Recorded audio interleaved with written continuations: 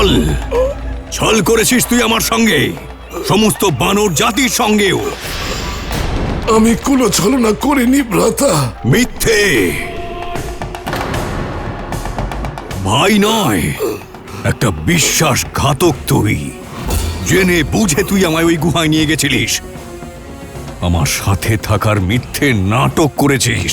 তুই এটা আগে থেকেই জানতিস যে ওই রাক্ষস আমার জন্য অপেক্ষা করছে? না ভ্রাতা, আমি ওই রাক্ষসের ষড়যন্ত্রের ব্যাপারে কিছুই জানতাম না। আবার মিথ্যে? বারবার মিথ্যে কথা বলে তোর কুটিলতা লুকাতে পারবি না ভীতু। গুহার মুখে পাথর রেখেছিলিস যে যদি ওই রাক্ষসের সাথে যুদ্ধে জিতেও যাই তাহলেও যেন বেরোতে না পারি। থামুন মহারাজ বালি, অনেক হয়েছে আপনার দোষারোপ করা।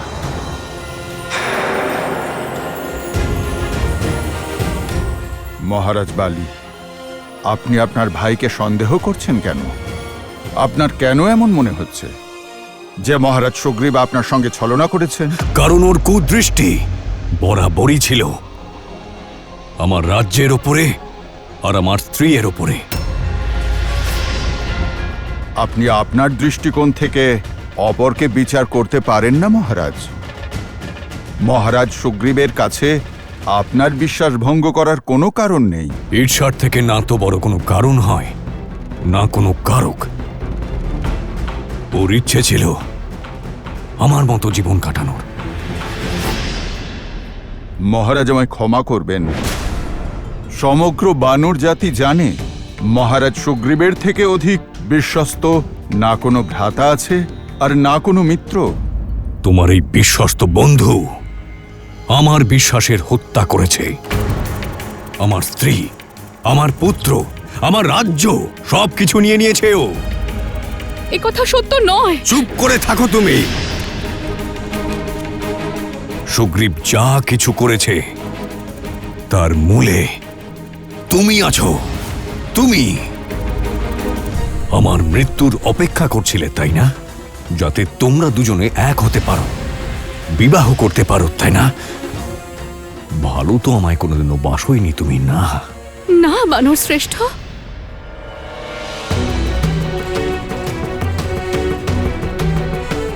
আপনি তো সর্বদা বলতেন যে যদি আপনার কিছু হয়ে যায় তাহলে সুগ্রীব আমাকে আর অঙ্গদকে রক্ষা করবে। আপনি তো নিজের রাজধর্ম পালন করতে ব্যস্ত ছিলেন। আপনি নিজের প্রজাদের সুরক্ষার জন্য যুদ্ধ করতেই ব্যস্ত ছিলেন। হ্যাঁ হ্যাঁ, আমি ব্যস্ত ছিলাম যুদ্ধ নিয়ে, কারণ আমার ওপর বানর রাজ হওয়ার দায়িত্ব ছিল, বুঝলে? এই যে এই বিশ্বাসঘাতকের মতো জীবন কাটাতে চাইনি আমি। আর চাইতাম যে আমি মরে যাওয়ার পরে তুমি যেন বিধবা না হও কখনো। আমার অঙ্গদ আর আমার প্রজা যেন অনাথ না হয়। এই দেখো, কিচ্ছু হয়নি আমার। আমি ওই মায়াবী অসুরকে হত্যা করেছি, কিন্তু জিতে গিয়েও পরাজিত হলাম আমি। যে মহাবলীকে কোনো অসুর আজ পর্যন্ত হারাতে পারল না, আজ সে তার নিজের ভাইয়ের ষড়যন্ত্রের কাছে কেমন করে হেরে গেল। হেরে গেলাম আমি, কারণ আমার বিশ্বাসের পরিবর্তে আমি বিশ্বাসঘাতকতা পেলাম আমার ভাইয়ের থেকে আর আমার স্ত্রীর থেকে।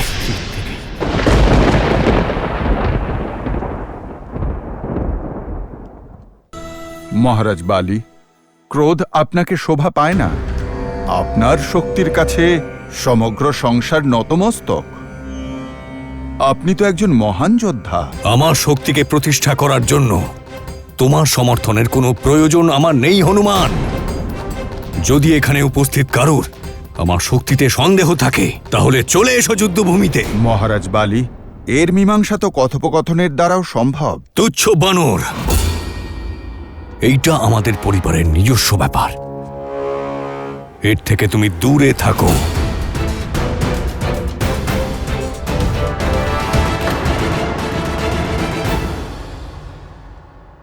যখন ভূতপূর্ব রাজা আর বর্তমান শাসকের মধ্যে বিবাদ হয় তখন সেটা কেবল পরিবারের মধ্যেই সীমাবদ্ধ থাকে না। মহারাজ বালি, এটা কিষ্কিন্ধার ভবিষ্যতের প্রশ্ন। আর কিষ্কিন্ধার ভবিষ্যৎ তোমার সামনে দাঁড়িয়ে আছে। আমি বালি, আমি সাক্ষাৎ কিষ্কিন্ধা। এই সব আমি বানিয়েছি। মহারাজ বালি, মানছি আপনি একজন মহান রাজা, একজন পিতৃতুল্য ভ্রাতা। মানছি যে বর্তমানের কিষ্কিন্ধা আপনারই অতীতের পরিশ্রমের ফল, কিন্তু সেই বালি এখন আর নেই।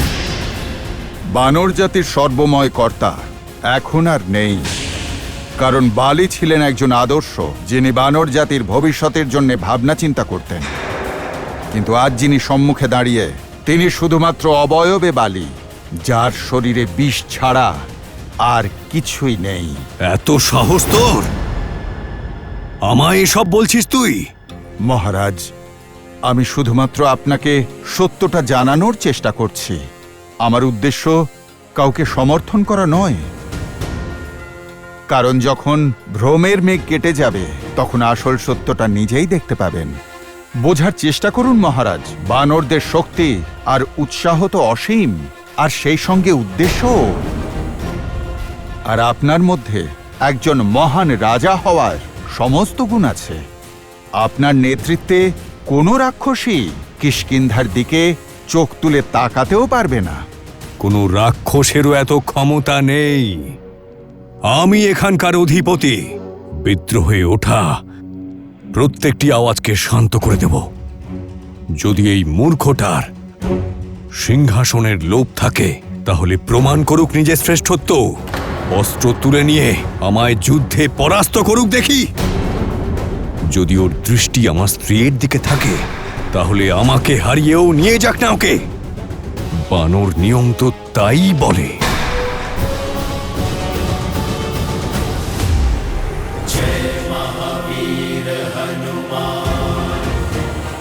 না হনুমান, তুমি বাধা দিও না। ভ্রাতার ক্রোধ যথার্থ। ওনার যা ইচ্ছা হয় ওনাকে করতে দাও, কেউ ওনাকে বাধা দেবে না। আর মেনে নিলি? পুরুষ লর্ড। না, আমার পিতা তুল্য ভ্রাতার সঙ্গে যুদ্ধ করার সাহস নেই আমার মধ্যে। কিন্তু নিজেরই বৌদিকে বিবাহ করার সাহস আছে। আমি আমার সারাটা জীবন তোমায় যুদ্ধ কৌশল শেখাতে কিভাবে কাটিয়ে দিলাম, আর তুমি অস্ত্র তুলতে ভয় পাচ্ছ? আমি কিন্তু ভীত নই, আর আমি হারও মানিনি।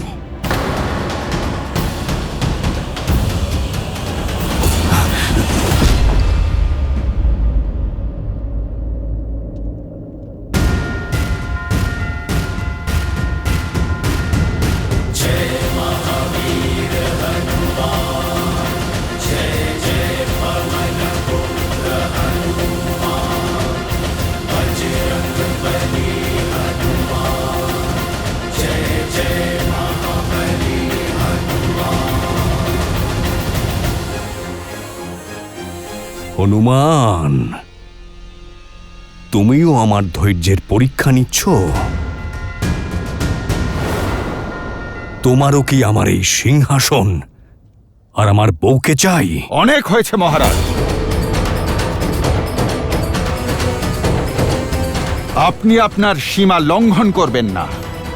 ব্রহ্মচারী আমি।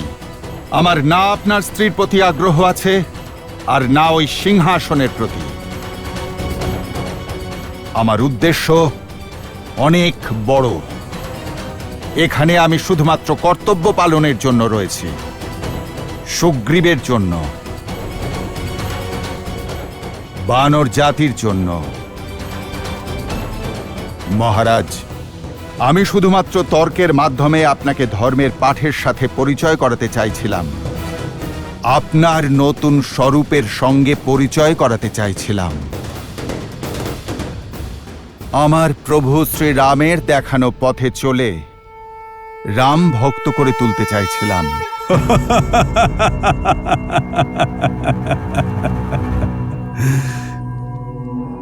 কে রাম? আমি কোনো রামকে জানি না। আর আমি যখন কাউকে জানি না, তাহলে তাকে মানব কি করে? আমি কেবল এই বিশ্বাসঘাতকের থেকে প্রতিশোধ চাই। সরে যাও হনুমান। শান্ত হন আপনারা। আমি সিংহাসন চাই না, মৃত্যু চাই। এখন আমার মৃত্যুই আমাকে নিরপরাধ প্রমাণ করবে।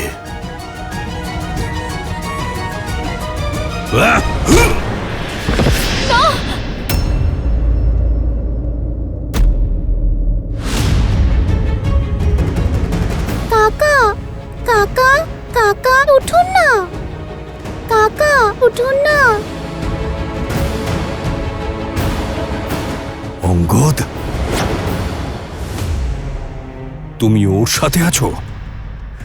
দূরে থাকো এই বিশ্বাসঘাতকের থেকে।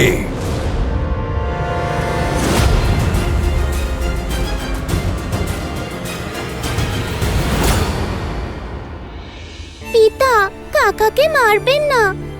আমার পা ছাড়, মূর্খ। না পিতা, কাকার প্রাণহরণ করার আগে আপনাকে নিজের পুত্রকে বধ করতে হবে। হনুমান, বালি সুগ্রীবকে মেরে ফেলবে। দাদা ভাইকে মেরে ফেলার আগে এই অনর্থ আটকান আপনি। তারা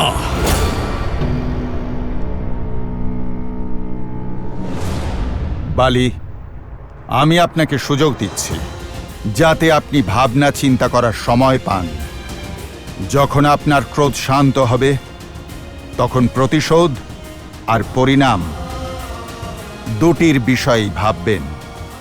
নিজের অহংকারের আগুনে সমগ্র বানর জাতির উজ্জ্বল ভবিষ্যৎ নিজের হঠকারিতায় বিনষ্ট করে দেবেন না।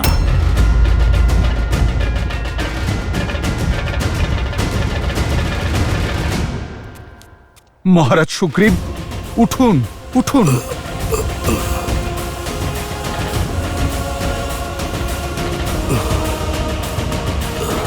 যেতে দিচ্ছি তোমাদের দুজনকে, কারণ আমি আমার অঙ্গদের সামনে তোমাদেরকে হত্যা করতে চাই না।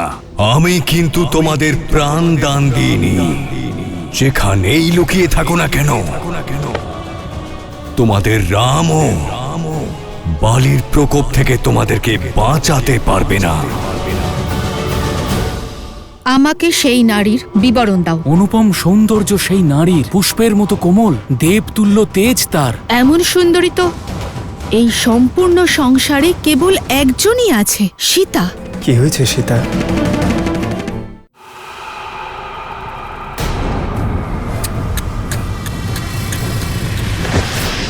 এই কীটকে কেন কষ্ট দিচ্ছ রক্ষক? রাক্ষসবীর, খড়ের জয় হোক, সেনাপতি দূষণের জয় হোক।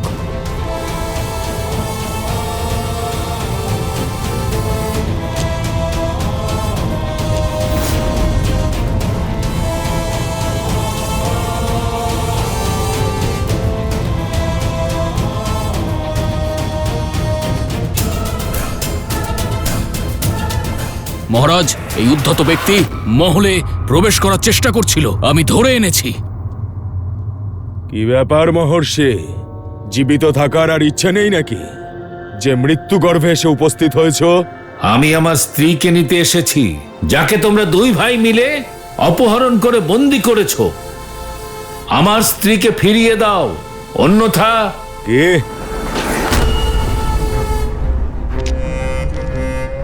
আবার বলো দেখি। শুনে বেশ ভালো লাগলো।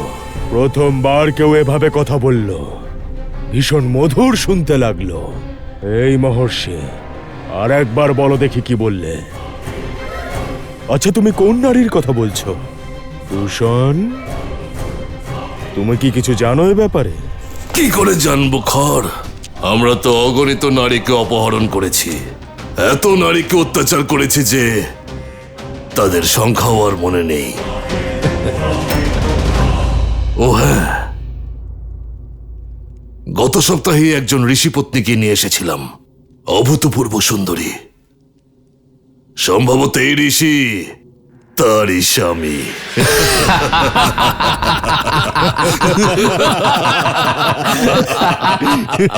নির্লজ্জ, পাপী, অভিশাপ দিচ্ছি আমি।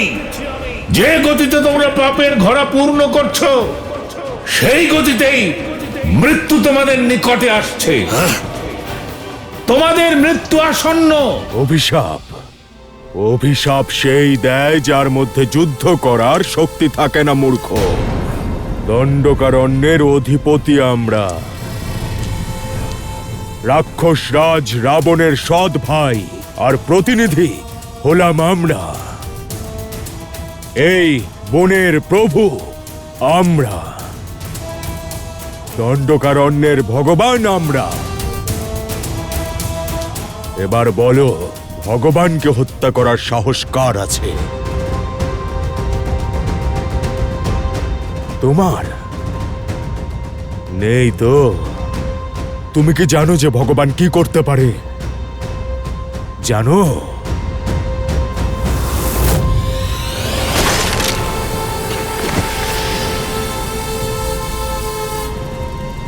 শুধু সতর্ক বার্তা দিলে জীবিত থাকতো। ওকে প্রতিদিন ডেকে ওর কথা শুনতাম, আমাদের সকলের মনোরঞ্জন হতো। অভিশাপ দিয়ে আনন্দটাই বৃথা করে দিল। এই মৃতদেহ নিয়ে যাও।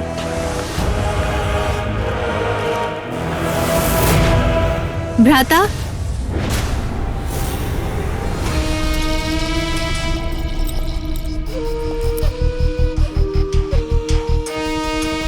শূর্পণখা,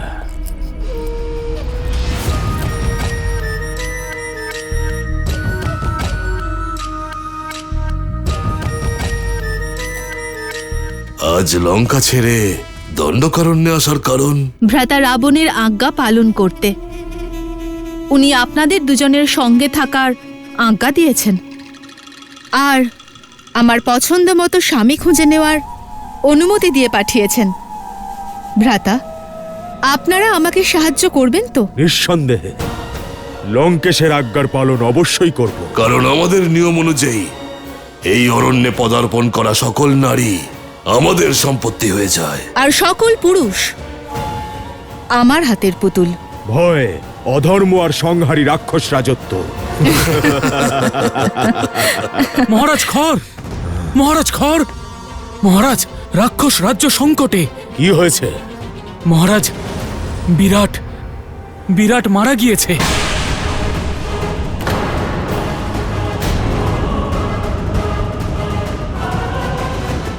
আমাকে সেই নারীর বিবরণ দাও। অনুপম সৌন্দর্য সেই নারীর, পুষ্পের মতো কোমল, দেবতুল্য তেজ তার। এমন সুন্দরী তো এই সম্পূর্ণ সংসারে কেবল একজনই আছে, সীতা। কি হয়েছে সীতা? বিরাট মহাকায় মহাবলী, যাকে কোনো অস্ত্রে হত্যা করা সম্ভব নয়, সে কিভাবে মারা গেল? কার এত বড় দুঃসাহস? দেবতা, নাগ, গন্ধর্ব নাকি ত্রিদেব? বলো, কে হত্যা করেছে ওকে? এক সাধারণ বনবাসী মানুষ আর তার ভাই, মহারাজ। অসম্ভব! কোন মনুষ্যের এত বড় সাহস নেই যে ওকে এভাবে হত্যা করতে পারে। অসম্ভবকে সম্ভব হতে দেখেছি আমি, তাই তো আমি দৌড়ে আপনাকে সংবাদ দিতে এলাম। স্বয়ং তাদের যুদ্ধ কৌশলের সাক্ষী আমি, মহারাজ। ওই বনবাসীদের ছদ্মবেশে ওরা নিশ্চয়ই কোনো ক্ষত্রিয়।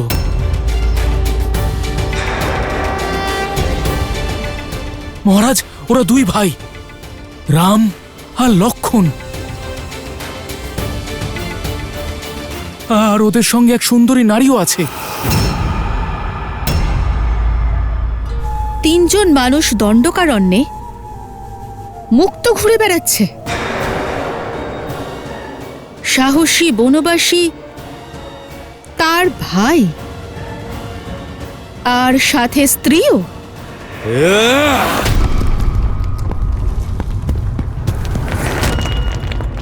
শেষ করে দেবো ওদের। দণ্ডকারণ্যের রাক্ষস রাজকে প্রতিস্পর্ধা দেখিয়ে কেউ জীবিত থাকবে না। শান্ত হন ভ্রাতা, আমাকে সেই নারীর বিবরণ দাও। কেমন দেখতে তাকে? অনুপম সৌন্দর্য সেই নারীর, হরিণের মতো চোখ, গজের মতো চলন, পুষ্পের মতো কোমল আর দেবতুল্য তেজ। একবার যদি কেউ দেখে তাহলে মন্ত্রমুগ্ধ হয়ে যাবে। এমন সুন্দরী তো এই সমগ্র সংসারে কেবল একজনই আছে, একজনই আছে, একজনই আছে। মিথিলার রাজকুমারী সীতা, সীতা, সীতা।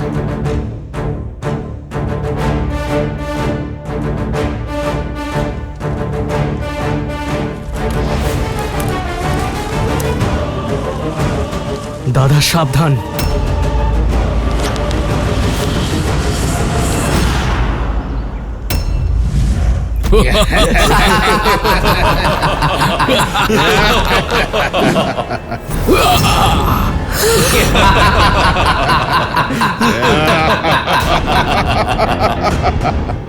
লক্ষণ, যজ্ঞ যেন ভঙ্গ না হয়।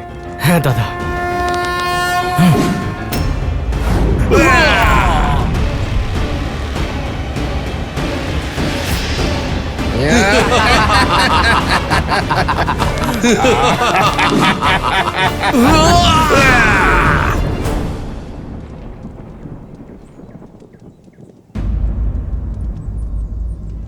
লক্ষণ, তুমি সাবধানে থেকো, আমি এক্ষুনি আসছি।